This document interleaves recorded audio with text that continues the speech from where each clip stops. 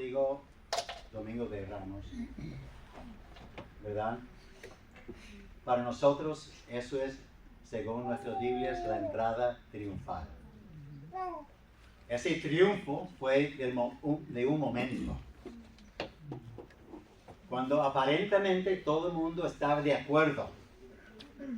Ese es sí, el Mesías, nuestro rey que nos va a librar del Imperio Romano. Bien equivocados. Por eso fue tan fácil cambiar Hosana a crucifícale en una sola semana.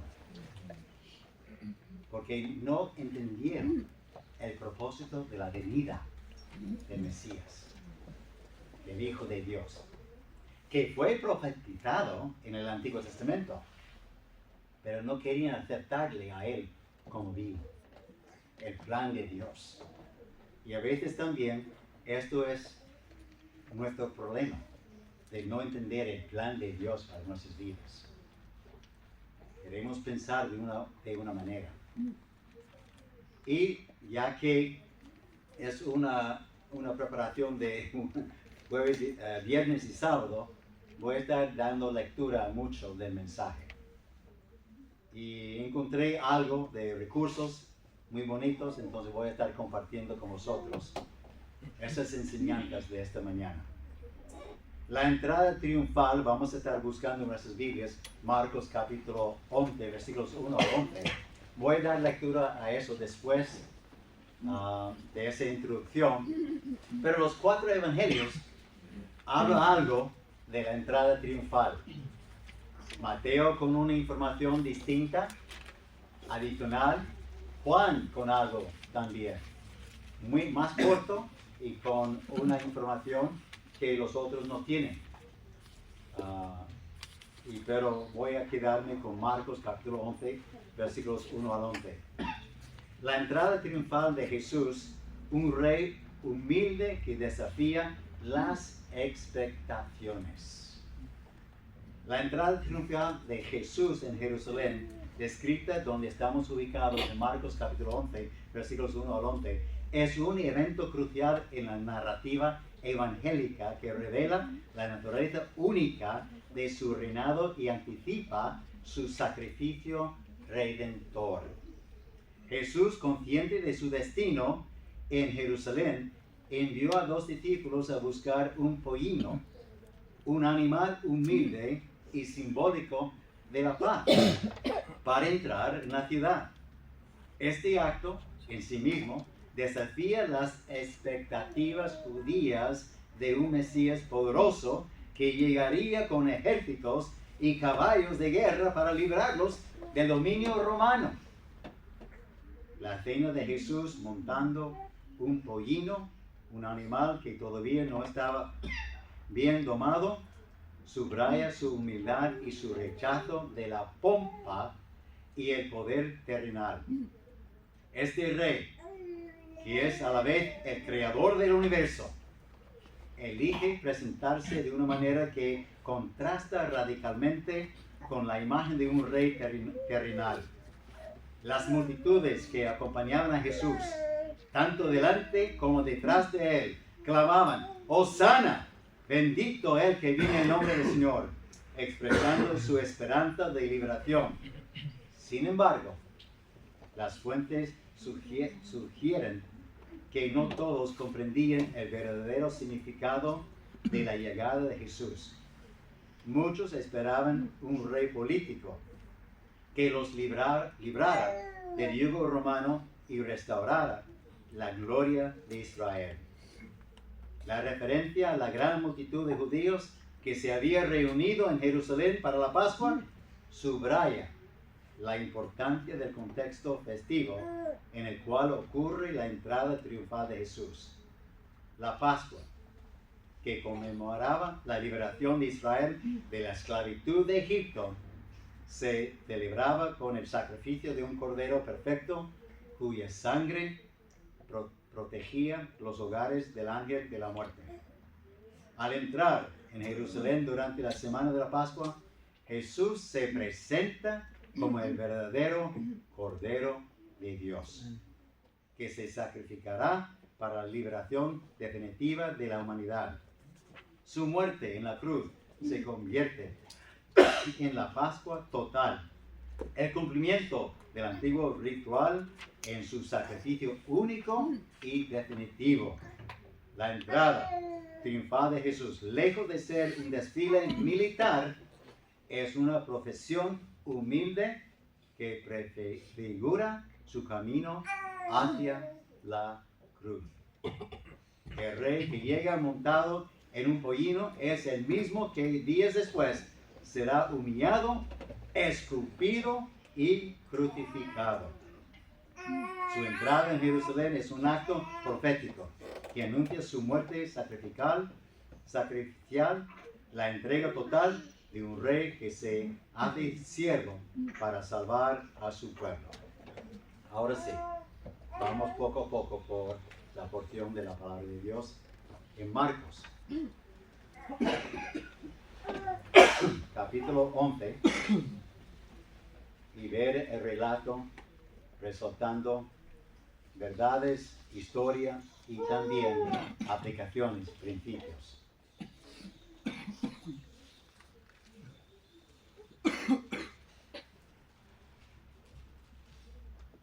Marcos capítulo 11, vamos con los primeros 3 versículos.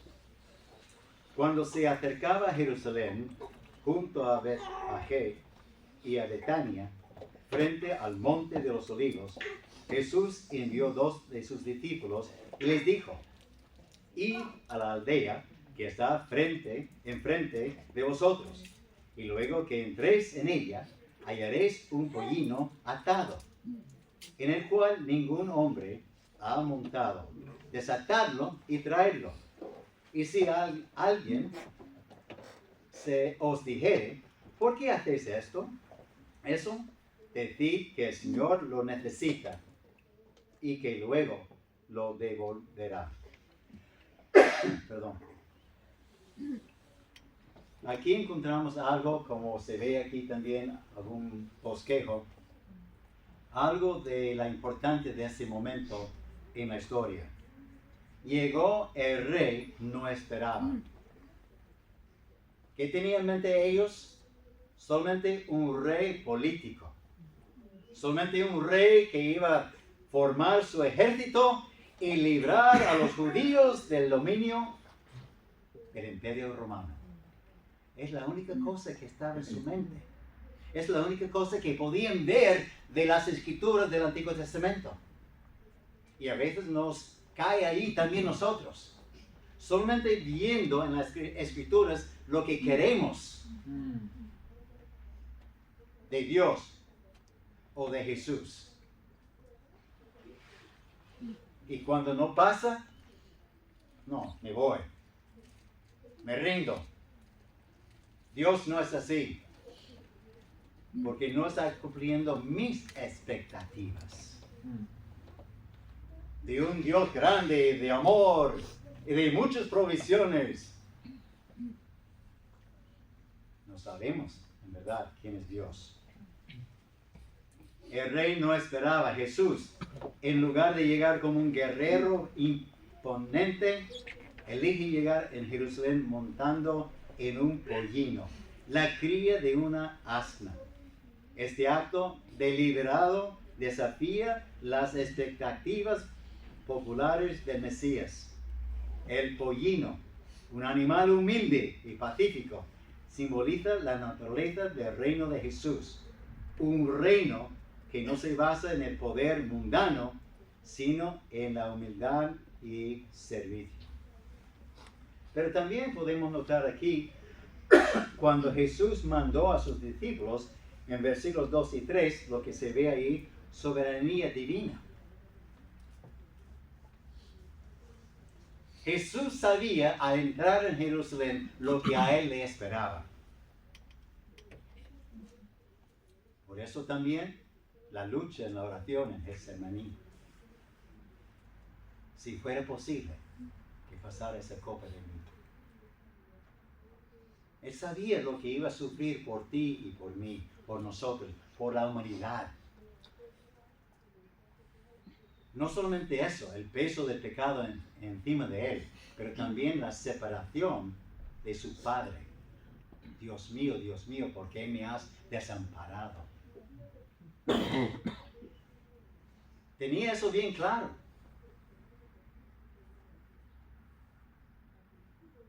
Las instrucciones de Jesús a sus discípulos revelan su conocimiento previo de la situación.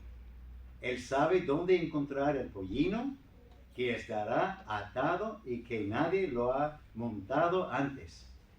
Además, asegura a sus discípulos que sus dueños lo entregarán sin resistencia. Este detalle subraya la soberanía de Dios, su control absoluto sobre todas las cosas, incluso los pequeños detalles de la vida. ¿Tú crees en un Dios así? ¿Creemos nosotros como iglesia un Dios así? ¿Que sabe todos los detalles de antemano? ¿Algo puede sorprender a Dios?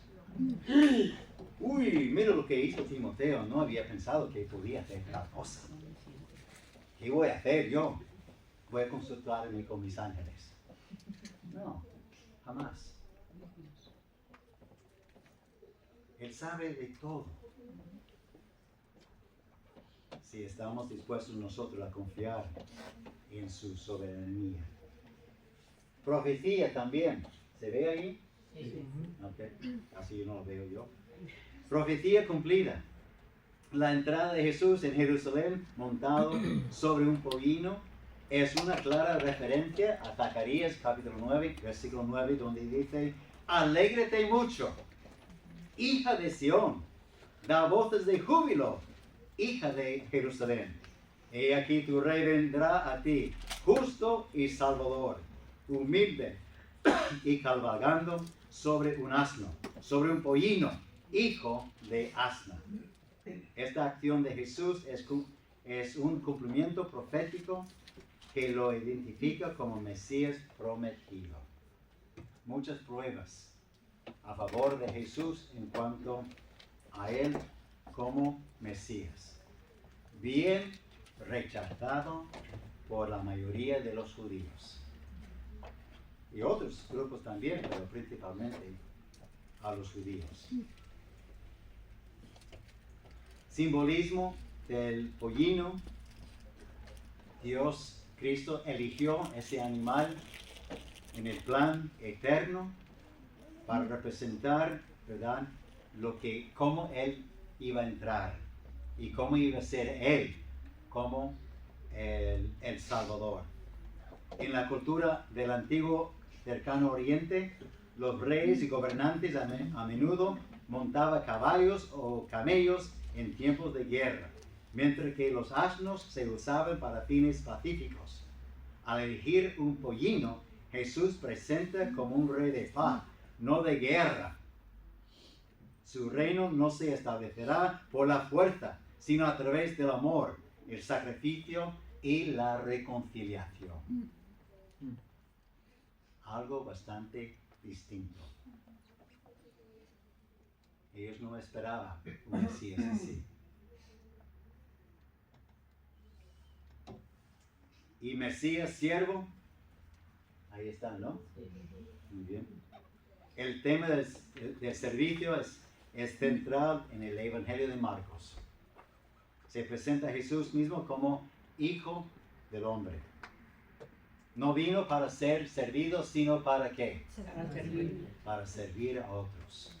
Y darnos ese ejemplo, cómo debemos tratar a nuestro prójimo, cómo debemos tratar a nuestro hermano en la fe.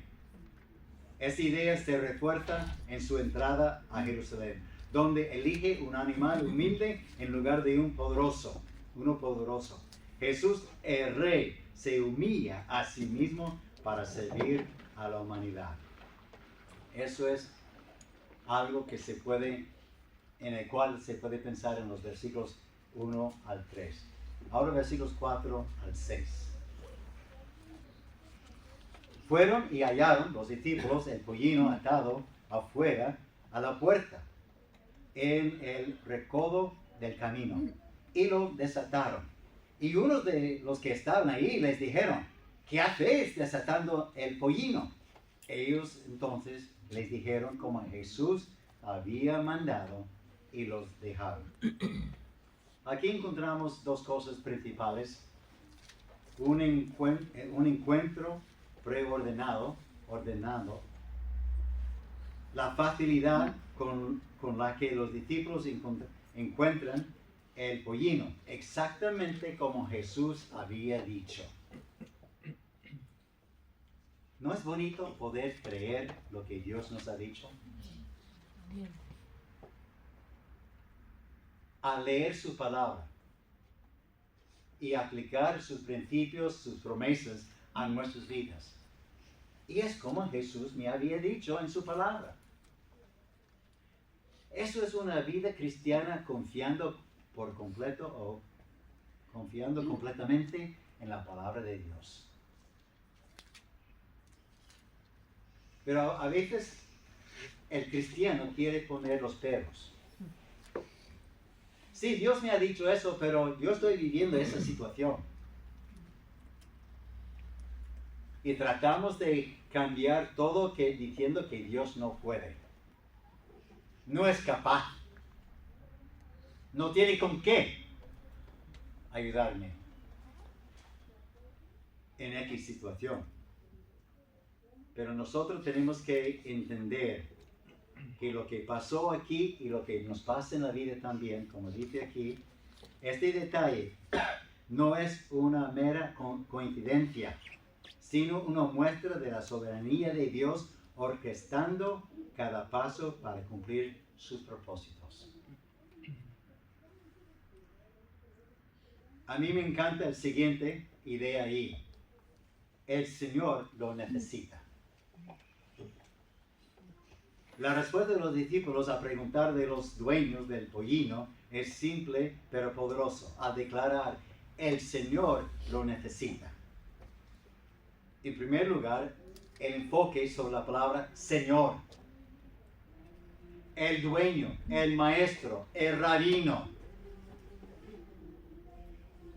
El Señor, mi amo, lo necesita. El Señor no solo están afirmando la autoridad de Jesús, sino que también están reconociendo su identidad mesiánica.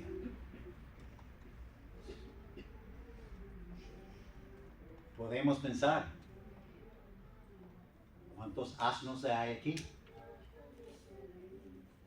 Que el Señor lo necesita en su obra. Señor, yo soy un asno, un pollino. Úsame para tu honra y gloria.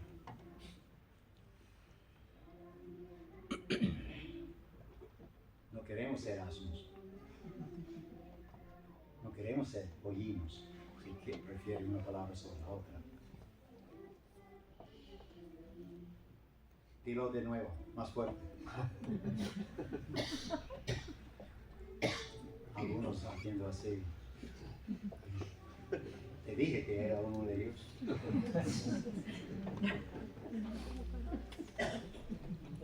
Pero Dios nos necesita en el sentido del cumplimiento de la gran comisión y hacer discípulos a todas las naciones, bautizándolos en el nombre del Padre, Hijo y Espíritu Santo. Y yo estaré con vosotros hasta el fin del mundo. Él nos ha enviado, nos necesita en un sentido humano. Señor, hazme un pollino para tu honra y gloria. Amén. Pero también encontramos aquí un rey humilde. El acto, ¿sí? El acto de colocar los mantos sobre el pollino, además de servir como una medida práctica para la comodidad de Jesús, es un gesto simbólico cargado de significado. En el mundo antiguo, los reyes y dignatarios eran recibidos con mantos extendidos en su camino como señal de honor y sumisión. Al usar sus propios mantos, para preparar al pollino, los discípulos están reconociendo a Jesús como su rey y mostrándole su reverencia, por lo menos en este momento.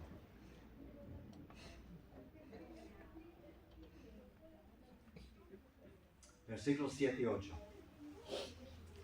Y trajeron el pollino a Jesús y echaron sobre él sus mantos, y se sentó sobre él. También muchos tendían sus mantos por el camino, y otros cortaban ramas de los árboles y las tendían por el camino.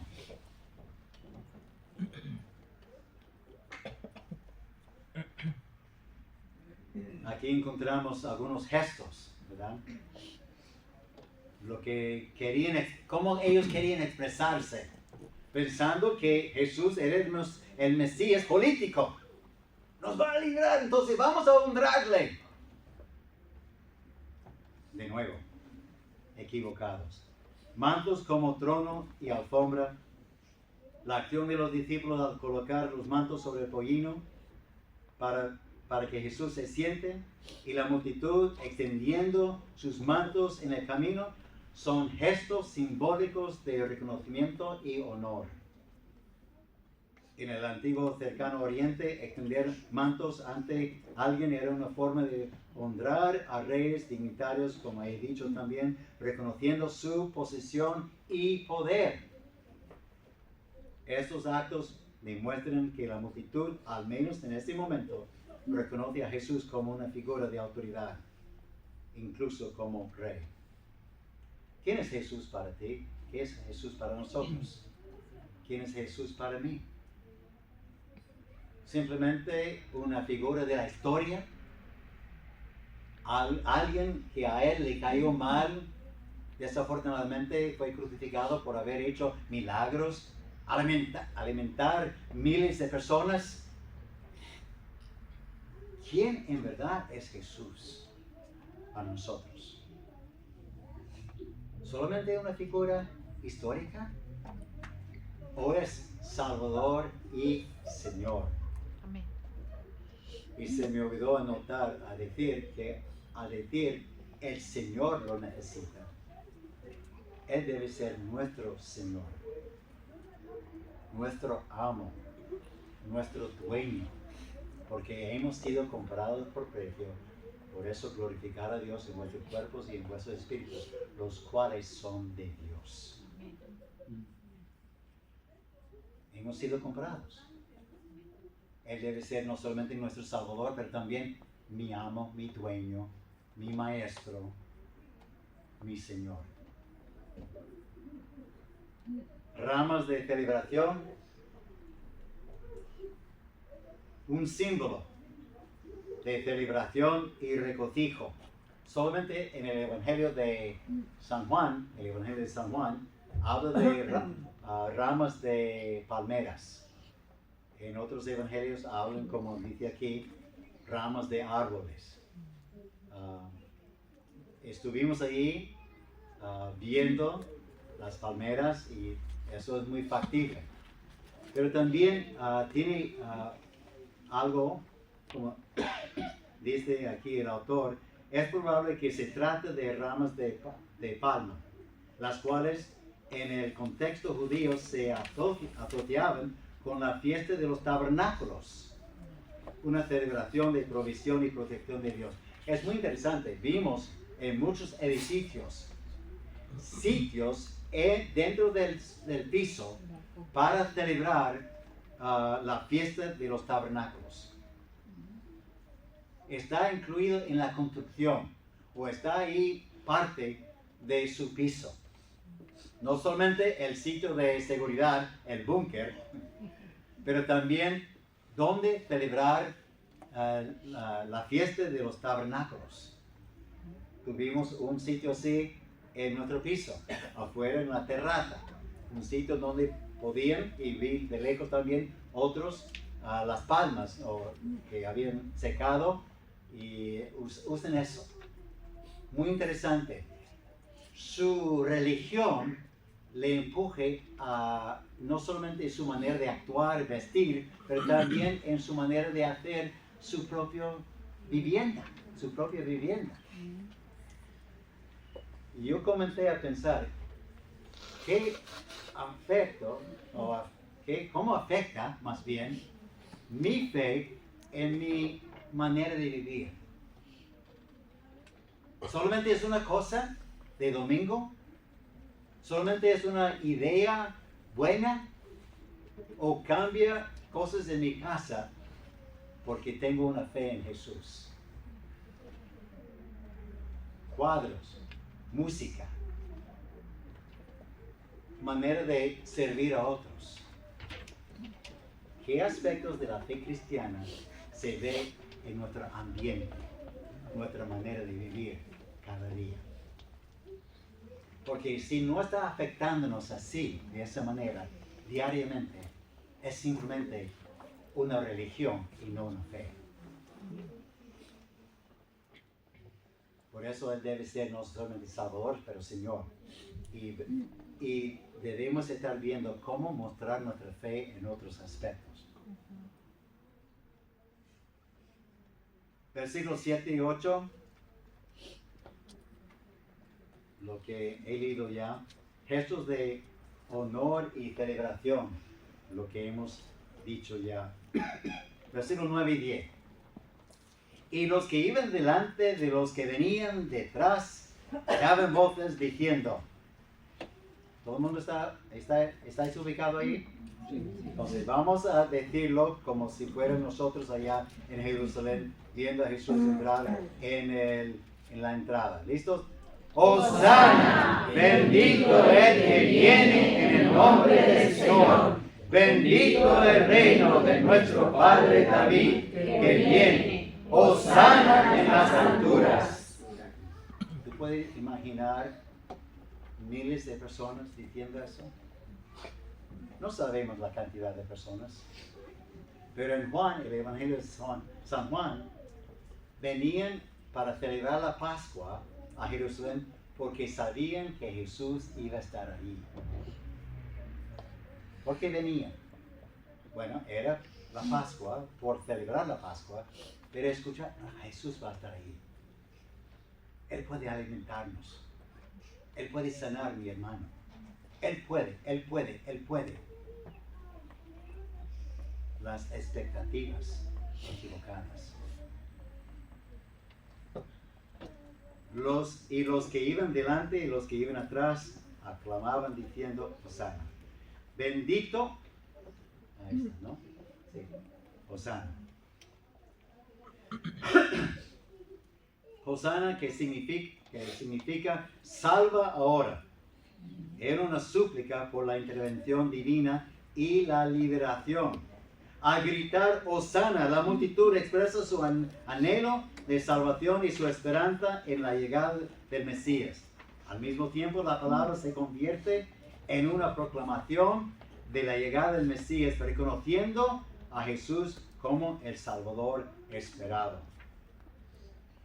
Bendito el que viene en nombre del Señor.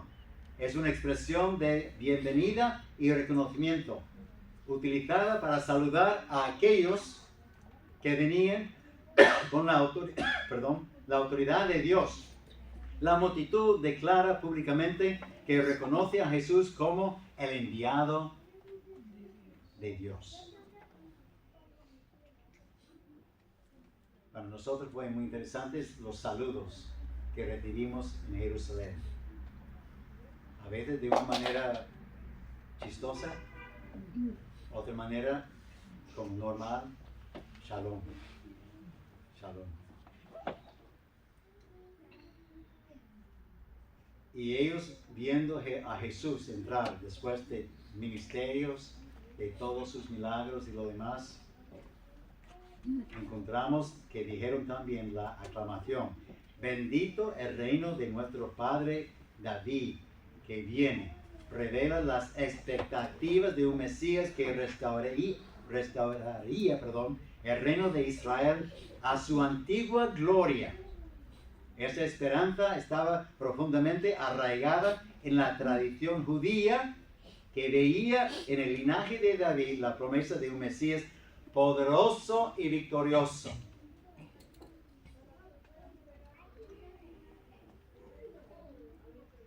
No sabían ellos que iba a venir 2 veces.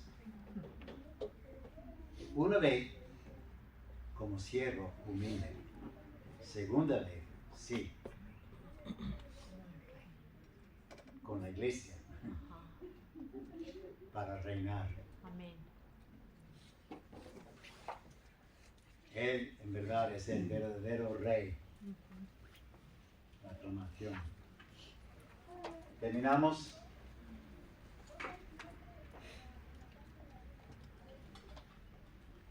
Versículo 11, ¿sí? Y entró Jesús en Jerusalén y en el templo, y habiendo mirado alrededor todas las cosas, como ya anochecía, se fue a Betania con los 12. ¿Qué contraste ahora encontramos?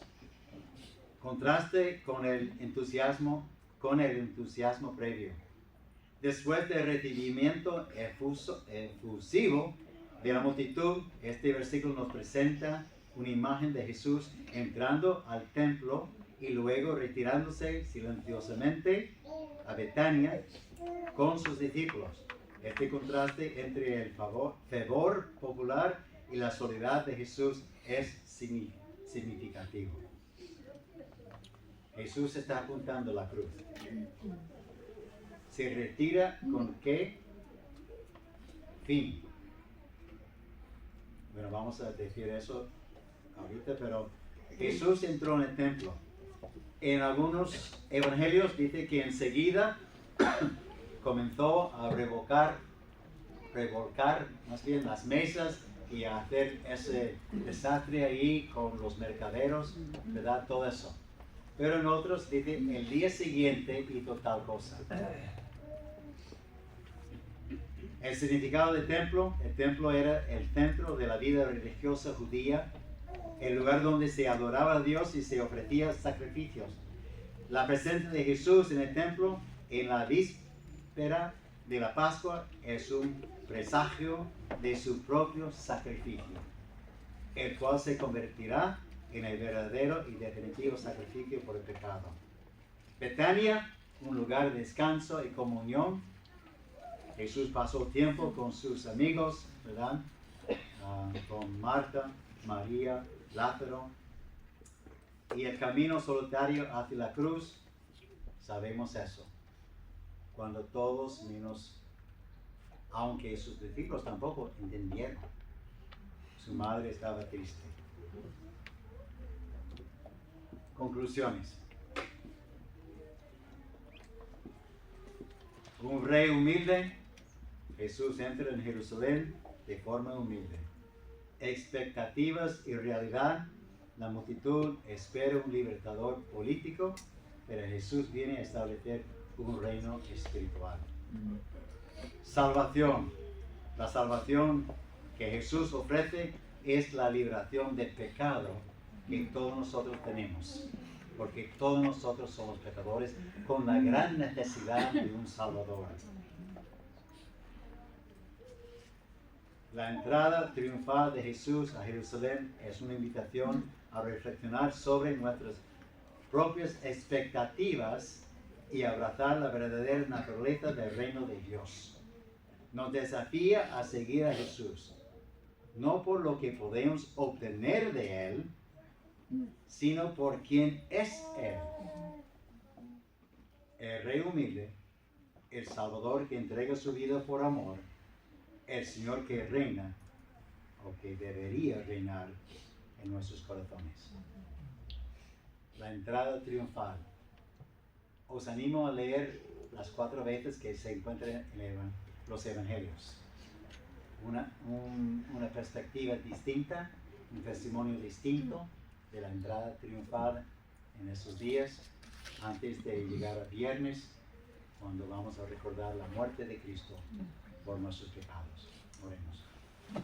Padre Santo,